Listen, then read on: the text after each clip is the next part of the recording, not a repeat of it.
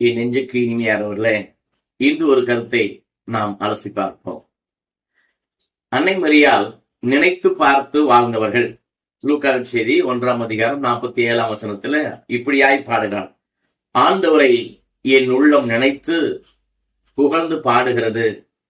அவர் செய்த செயல் நினைத்து என் உள்ளம் மகிழ்கிறது என்று சொல்லி பாடுகிறார்.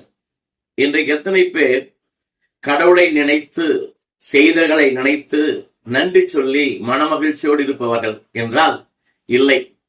கிடைக்கும் பொழுது மகிழ்ச்சியா இருக்கிறோம், பாடுகள் வரும் பொழுது ஆண்டவரை தூற்றி கொண்டு ஓடுகிறோம். பிரியமானவர்களே, ஆகாயா 1:7 சொல்லப்படுகிறது, உனக்கு நேர்ந்துள்ளதை நீ நினைத்துப்பார், ஏன் நடந்தது என்று சொல்லி நேர்ந்துப்பார். என்ன தவறு செய்தாய்? நீ வாலிபத்தில் எப்படி நடந்தாய்? உன் மிடிக்கில் யார் பேச்சையும் கேட்காமல் எப்படி ஓடினாய்?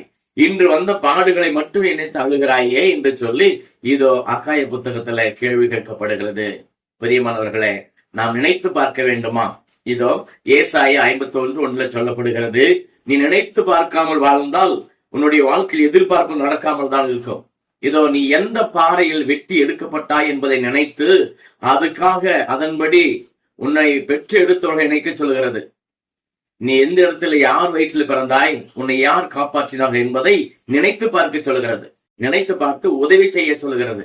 நீ வந்த உடனே நீ நினைத்து பார்க்காமல் ஓடிக்கொண்டிருக்கிறாய். பிரியமானவர்களே, குடும்ப தலைவிகள் குடும்பத்தில் நுழைந்து அந்த கணவனை கூட்டிக் கொண்டு வேறே போகலாம் என்று சொல்லி ஓடுகிறாயே, நீ நினைத்து பார், அவர்கள் எவ்வளவு பாடுபட்டு இருப்பார்கள்.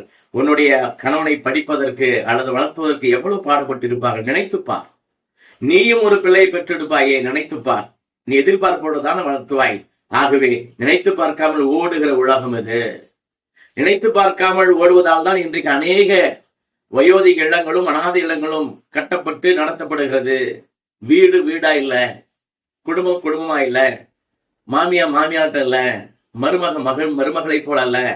தன்னுடைய அம்மாவிற்கு நான் பார்ப்பதா இருந்தால் அப்படி பார்ப்பேன் என்று சொல்லுகிற அந்த மகள் ஏன் தன் மாமனார் மாமியை அம்மாவாக அப்பாவாக நினைக்க கூடாது?